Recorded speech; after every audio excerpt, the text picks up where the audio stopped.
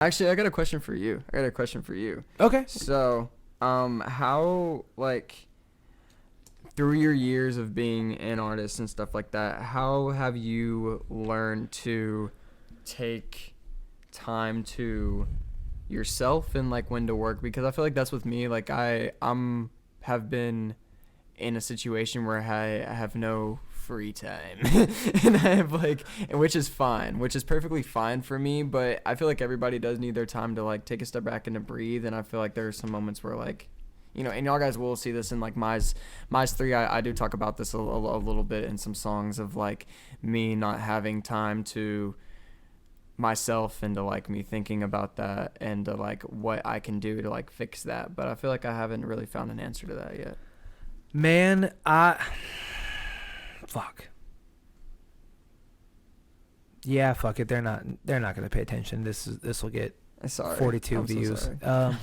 No, you don't have to apologize in the slightest. I am one of the worst people to talk to about this because again, it's going to get 42 views, so I don't give a fuck who watches this. You know, I've got no car. I don't know why this girl loves me so much or what she sees in me. If I am awake, I have to be working because what I have promised myself and wanted to take care of people expired 4 years ago.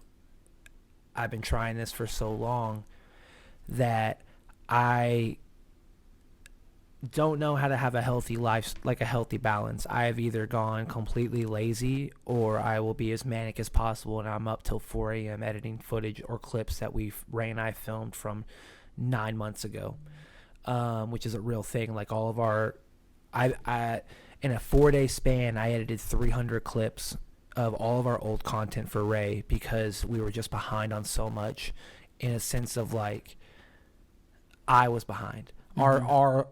He already quit his job during COVID. He already got to live his dreams. Like Beam gets to stay home and live on his dreams. Ryan gets to stay home and live his dreams.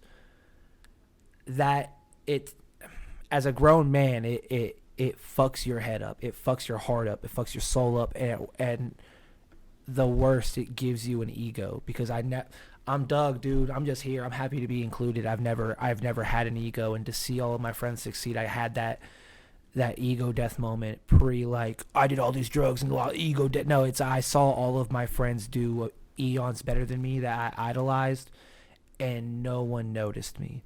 And even when they started to be successful, I still had to be like, hey, don't forget about me, because Ryan and I had this really, really nice talk where it's out of sight, out of mind. So it's not on you guys, or just like it's not a Beam thing or a Ryan thing or any opportunity thing. It's just if I'm not presenting myself or putting myself out there and putting in the effort, the fuck do y'all owe me? Because you don't owe me nothing.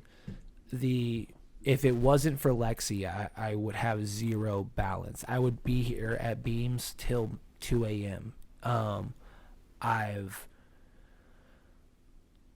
ruined relationships. I have ruined friendships. I have ruined other people's lives with my selfishness in wanting to make this a career so fucking bad I will ignore anyone possible in any instance possible, in any opportunity, if I don't think it values enough for my dream. Not in a like, if you don't value anything, you're not worth my time. It's I can't go spend time with y'all, or I can't go out to Amigos because I don't have the money, number one. I can't go out and have fun like that because I don't feel like I've earned it. Like, if one day I woke up at 11:30 in the morning and I had a fucking mental breakdown, and Lexi thought she was going to take me to the ER because I wasn't okay because I slept that late. Like, because I was like, oh my God, I just lost like 6 hours. What the fuck am I going to get done at 5 a.m.? Most stores don't open at till 9. It's this existential rush and dread of, if I don't make this happen right now, I am a failure and everyone around me knows it. So my work-life balance is fucking nothing. This is my work-life balance. I am Doug. I have made my peace with that years ago, where I'm always in podcast mode. I'm always in music mode, where it's like, yeah, we're gonna work on stuff, or if V makes a beat, he's like, who wants to be on it? I'm like, I'm already ready, dude. Like, let me. I'm fucking. But my shoes are on. If my shoes are on, my brain tells me like you have to work, and when my shoes are off, my brain literally decompresses, and my body's like, all right, time to be lazy and relax. So I keep my shoes on till 3 a.m. Like, it fucks me up to the point where if. Like when Ryan and I did the podcast, I finished the first 2 revisions that night. Like 4 a.m. I finished them, and I was like, perfect. I don't have anything to edit now. So then I made all the clips. Podcast won't drop for another 2 weeks. Like you know what I mean? Like it's the work balance is so difficult because I didn't know what I wanted at your age. So in this instance, I am the worst person to talk to about this because at your age, I was fucking off. I was going to go to seminary school to be a youth leader.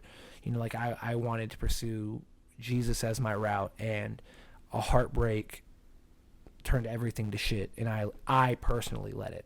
And I continued to be like, woe is me in such a long time of whether it was me cheating on girls because I was hurt at 18 or whether it was I was addicted to Xanax because I wanted to numb this, or I buried this friend so I didn't want to do this. And then it was someone I idolized. I was like, yo, you're kind of good at freestyle rapping. And I was like, I guess that's my new life. I guess I'm going to be a musician.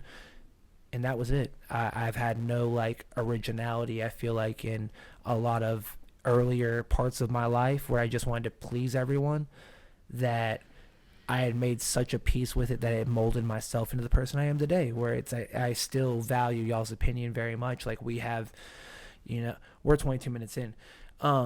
It does, he knows this, it does break my heart if Ryan Bisco does not like my music, and I will let everyone know that it crushes my soul because I idolize that man so much that like he knows it, and he's not like I don't fuck with you or no, he's never been that way with me, and I thank God that he's still man enough to be honest as well. But I've had that such an ego of I can no longer fuck around because I'm almost 30. Because at 21, 22, 24, all of my friends were fucking around and had no drive and had no real vision because why would we? We were just fucking off. We never thought anything would be a career. None of us, like, we went to college, but all dropped out. I now, after this gigantic rant is over, and we'll see if I even keep this in, I think a really healthy work-life balance is discipline. Like, fuck no, I don't want to go to the gym. I don't. Oh, fuck that. So I have to. It is almost definitely. I feel like that is definitely true because that's like the biggest thing that I've tried to put into myself is like discipline to get the stuff done and do all that. With being like, and a lot of people who are watching this, if y'all guys are in high school or seniors or whatever, y'all guys will definitely get this, but trying to figure out everything at one spot whenever it's 3 weeks before graduation and 3 weeks before, you know, you're trying to get a bunch of life stuff figured out. Not even if you're in my shoes and trying to get all this stuff, but definitely the discipline is like the biggest thing. So you can, because I definitely think about it now, like after it will definitely be okay if you just put the discipline, put the work in, and then after it'll be like and in certain aspects, it truly is that fucking easy. And I was too much of that pissant in school where that didn't want to raise his hand because I was embarrassed, to where now I'll ask so many questions. I would rather be educated than humiliated. And I didn't know that young. And it really did, like... That's kind of shot into my brain a lot quicker than I feel like a lot of other people because of me being and Ryan will say this all the time, I'm the hand on the stove kind of kid. Yeah, you got to find out. You got to find out it's hot yourself. I understand. There's been so many situations. You're a trial by error kid. I understand. Trial by error. I'm definitely a trial by error person.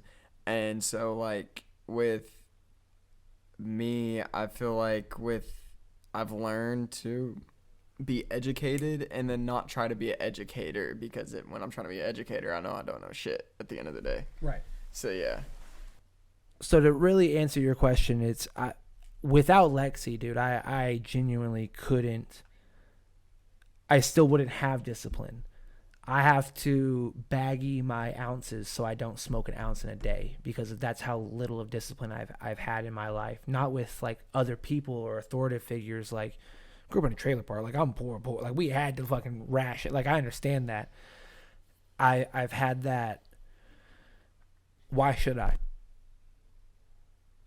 And Lexi truly put like a new cog in me, dude, where it's, oh, I can like relax a little bit. Yeah. That's not gonna stop. The world's gonna keep going with or without me.